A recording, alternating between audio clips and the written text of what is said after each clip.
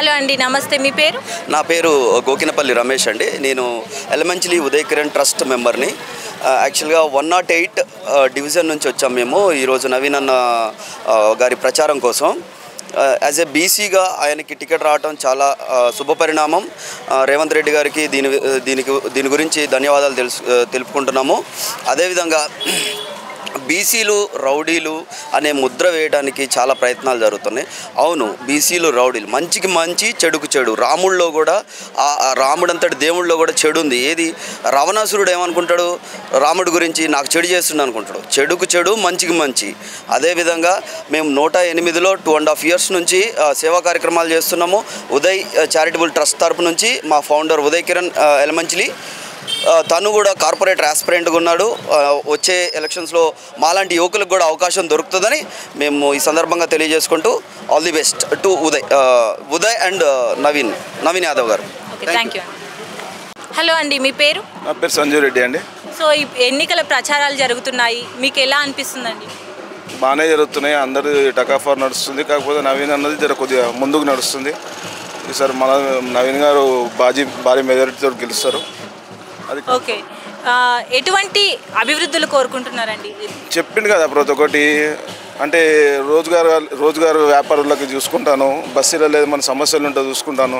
ప్రతి ఒక్కటి దగ్గరుండి, ఇంతకుముందు కూడా ఏం పదవి లేనప్పుడు కూడా మొత్తము బస్సు తిరిగేవాళ్ళు, చూసేవారు.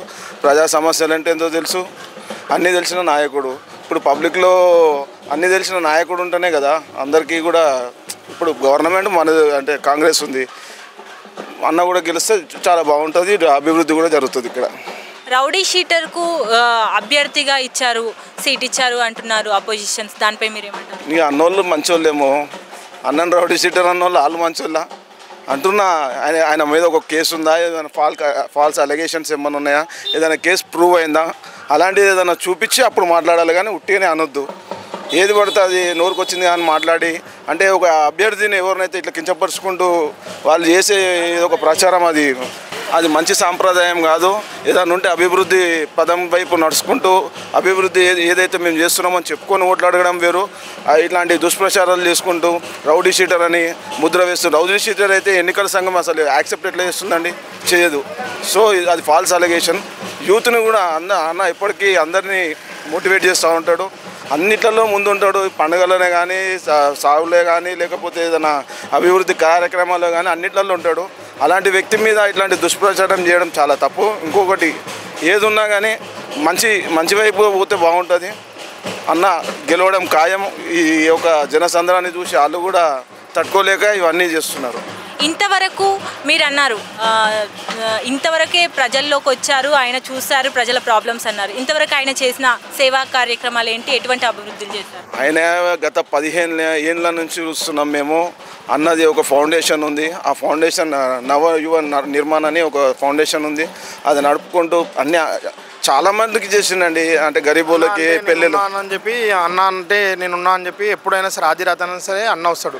మీరు ఎప్పుడైనా వెళ్ళి చూడండి, యూసుఫ్ కూడా ఆఫీస్ ఉంటుంది. ఆఫీస్ కానీ ఇల్లు కానీ ఖచ్చితంగా అక్కడ మహిళలు ఉంటారు, మైనార్టీ వాళ్ళు, అంటే ఇక్కడ ఇతర కుల వాళ్ళని చెప్పి వాళ్ళని చేసామని కాదు, అందరినీ కలుపుకొని పోతాడు అన్న వ్యక్తి. గతంలో మీరు చూసుకుంటే పీజే జనార్దన్ రెడ్డి గారు ఎలా అయితే చేశారో అన్న కూడా సేమ్ అలాగనే చేస్తాడు. మీరు ఎవరినైతే అడగండి, జూనియర్ పీజేఆర్ అని అంటారు ఫస్ట్ బస్సులో. రాజేష్ మేడం నా పేరు. నేను పేరు ఎర్రటలో ఉంటాను.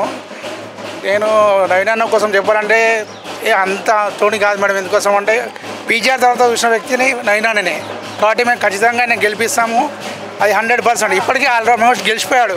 కానీ మేము ఏంటంటే మెజారిటీకి ఇంకా మెజారిటీ తెచ్చుకొని మా బలం మీద చూపెట్టాలని చెప్పేసి మేము చూస్తున్నాం. కంపల్సరీ గెలిపిస్తాము 100%. అతనికి తిరిగిలేనిది ఈ డివిజన్లో, 101 డివిజన్లో. ఈ జూబ్లీస్ కన్స్ట్రక్షన్లో మెయిన్ వ్యక్తి అంటే ఏమన్నా అర్ధరాత్రికి ఫోన్ కొడితే అన్న అంటే పల్లెటూరు ఎవరు లేరు.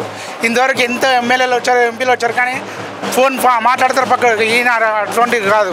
అన్న అంటే ఏంటి అని చెప్పేసి, ఎక్కడి వచ్చామని చెప్పేసి, అది తేడా హిందూ ముస్లిం క్రిస్టియన్స్ మతవాద లేకుండా అందరినీ ఐకమత్యం చేసుకొని పలకరించి ఆపర్లో ఉన్న వారికి ఆదుకుంటాడు. కాబట్టి మేము కంపల్సరీ మేమైతే గెలిపిస్తాము, 100% గెలిపిస్తాం. జై నవీన్ అన్న. అండి, మీ పేరు? నా పేరు మైలారం రాము, మాది వేములవాడ నియోజకవర్గం. సో ఇక్కడికి ఎందుకు వచ్చారండి వేములవాడ నుంచి?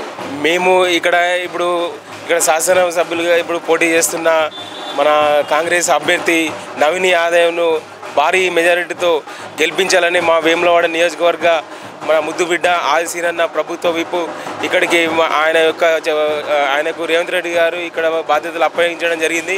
మరియు రాష్ట్ర ప్రభుత్వ మన ముఖ్యమంత్రి గౌరవనీయులు రేవంత్ రెడ్డి గారి సంక్షేమ పథకాలను ప్రజలు ఇంటింట వాళ్ళు మేము వెళ్తుండే వాళ్ళు మమ్మల్ని ఎంతో ఆదరంగా అభిమానిస్తూ మా యొక్క ఓటును నవీన్ యాదవ్కు వేసి మా రాష్ట్ర ప్రభుత్వంలో మా వంతు పాత్ర చేస్తామని చెప్పేసి ప్రజలు కోరుకుంటున్నారు.